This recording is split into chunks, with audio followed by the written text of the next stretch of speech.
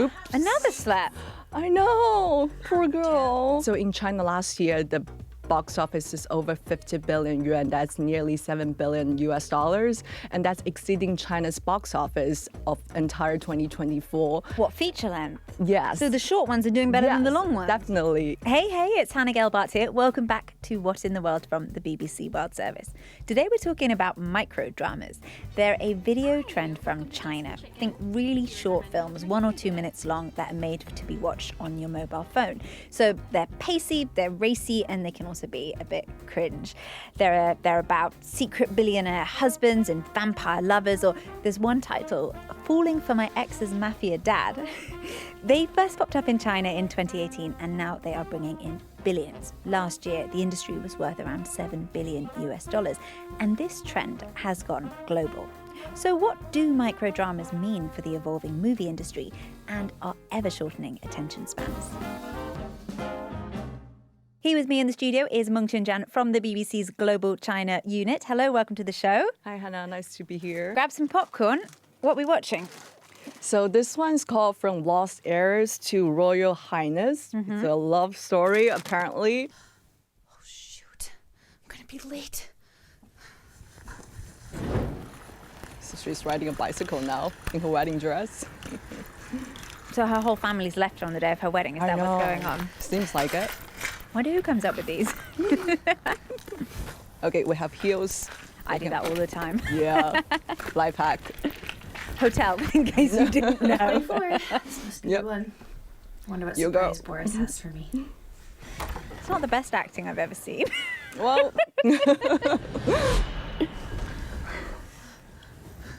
oops. Who are you? Where's Boris? I'm your guest for today. Creepy old man vibes. Oh, comes Thank God you're Boris. here. This man, I think I got the wrong room. You didn't get the wrong room. Boris, what the hell? Are we going to be working with the Morgan family or not? Oh, here comes the Luna, sister, evil. I do hope you're putting a good word for us. It seems like the characters are really clear, like good or evil, right? Yeah. There's white and black. They're literally wearing Yeah, white I and know. My sister. How could you do this to me? Everything that's yours has always been mine for the taking. I mean, come on, this isn't the first time, so why don't you just pipe down like you always do? So not only are you two having an affair, but you tried to set me up with... Here comes slapping. Know your place. You're just adopted. Mr. George here is a representative of the Morgan Estate Group. It's your honor to serve him. Mom, Luna and Boris are having an affair and they tried to... Another slap. I know. How Poor girl. dare you make such a scene about something so trivial? And now that Boris has gained the approval of the royal family and his career is booming, you, my dear, are nothing. Luna is the perfect match. Why do you always favor her? Is it because I'm adopted? So You're just a cast off. An orphan they took in. Don't compare yourself to me. And this was one of the big ones, right? Yeah, this one has millions of views just on their trailer they posted on YouTube. So imagine how many people have watched the actual entire episodes. I love the drama. I like the plot lines. I like how fast it is. Acting was not the best, not gonna lie. But they're taking a lot. They've got an adopted daughter, you've got rich family, you've got poor, you've got bride abandoned on wedding day who definitely needs to cycle to church and then change into heels from Yeah, the trainers. heels. There's a lot you can identify, and then it really moved the plot along by having the text on screen. So every time there's a character, it's like Grace is 26, and we get to the hotel and it says it's their hotel. Yeah. Why are these getting so many views? Where does their popularity come from? Yeah, so as we've seen, the dramatic plot is definitely one of the big drives for people. And I would say with all the text on screen, it made the transition faster, easy to consume. And instead of spending hours to build up the characters, you can just take 1 minute and know everything that's going on. So the fast and accessibility make it so easy to spread. And the other thing is definitely the crazy plot, ups and downs, twists and turns. And in such a short time, it's so handy. So I guess that's some of the secret why it's so successful. Who's making them? Most of the platform has a root in China, and the production company, though we have actress from the US, from UK, or from China, but most of the crew members are from China. And the script, like most of the time, is written by a Chinese scriptwriter and then translated to different languages. So these like family themes and dramatic, you're not going to marry him, I'm going to marry him. But sister, how could you take him away from me? Yeah. Is this like, are these kind of Chinese plot lines that you see, you know, in books and stuff? Are these kind of the common themes of Chinese TV dramas as well and soaps? Yeah, the TV dramas, the soap opera in China are definitely big on these emotions and relationships and the family feud and all the mother-in-law, daughter-in-law, sister, brother, etc. And I don't think that's just Chinese. I think we see similar plots in telenovelas and even like in some Shakespeare's, we see the family feud and the fights between family members and the love stories. So there's a common theme like among that can transcend the nationalities and culture. People can relate to the dramas, but definitely growing up like in China, watching a lot of Chinese drama shows, that's an element I'm not unfamiliar with. Yeah. And these are bringing in a lot of money. Yeah, so in China last year, the box office is over 50 billion yuan. That's nearly $7 billion US dollars. And that's exceeding China's box office of entire 2024. What, feature length? Yes. So the short ones are doing better than the long ones? Definitely. Ooh. And that's the first time we actually seen the trend surpassing the actual box office. And it's not just in China and around the world. They've been downloaded over 950 million times collectively. Wow. And as of March 2025, they've bring in 2 billion in-app purchases outside of China across different countries. So as you say, they started off in China. They build on these kind of Chinese themes and plot lines, but now the trend has gone global and they're really popular elsewhere too. Yeah, so it's definitely been a global trend. So firstly, it's in China and quickly has been popular in the US. But since 2024, we've seen the trend even growing further in Latin American countries, in Southeast Asian countries. So we've definitely seen a lot of them. And we look at the download data across different languages and regions. And we see there are over 100 countries where the top downloaded entertainment chart has at least one of these Chinese microdrama apps.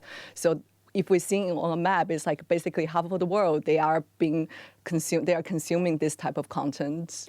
And are they just consuming them like on TikTok? You're scrolling through TikTok and there's a microdrama, or they're dedicated apps that people download, and do you have to pay for subscriptions? Yeah. So that's how I first get in touch. How I first saw these episodes actually ads on my Instagram and TikTok. But after you saw several episodes, they will leave you a cliffhanger there. If you want to finish the rest, you have to download their dedicated app. There are some macro drama apps called Real Short, Drama Box, Drama Wave, Short Max, Flex TV, you name it. There's so many of them.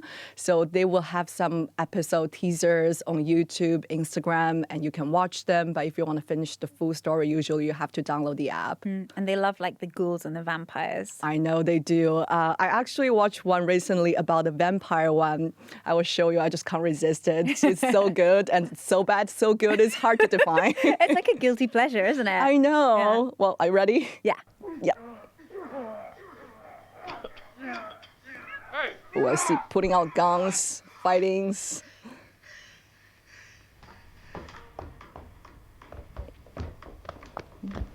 Another white dress. Yeah. They like the bridal theme. I know. Oh, and the clock. Oop. Here comes our savior of the day. Ooh, another wedding dress. And he looks like he's just had his dinner. Oh, so here's the catch. She actually has a superpower to see the future. So that was what. Yeah, she's a premonition of him eating her. Yeah, and getting married at the same time. You know. Yeah. How did you know we're vampires? Nick, in brackets, vampire, because it says on screen. I know. The lower third tells you everything.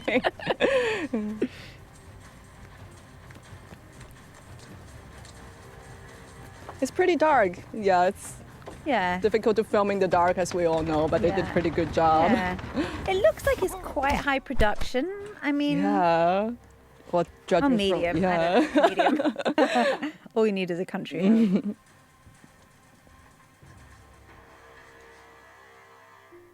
And the music. And then that's it. That's a whole episode. We just watched the whole episode. Yeah, we do. Oh, wow. That's the second episode of the show. It's like, I think there are over a few dozens more if you have time to see them all. But yeah, People watch them back yeah, to back. You just exactly. kind of like binge Yeah, episodes. you can binge, but not like few days, hours. You can just finish it like 2 hours sometimes. Yeah. Yeah.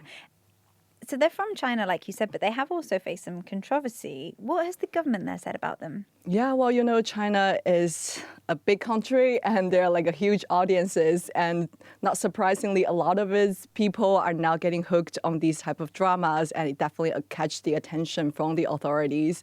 So in traditional sense, China have a very strict rules to review all the films and TVs, which usually take longer times to make and gives them enough time to review its content. But in the micro drama scope, because it's so fast and so many things are coming out all at once, the censor is actually kind of lagging behind. They're trying to play this catch-up games.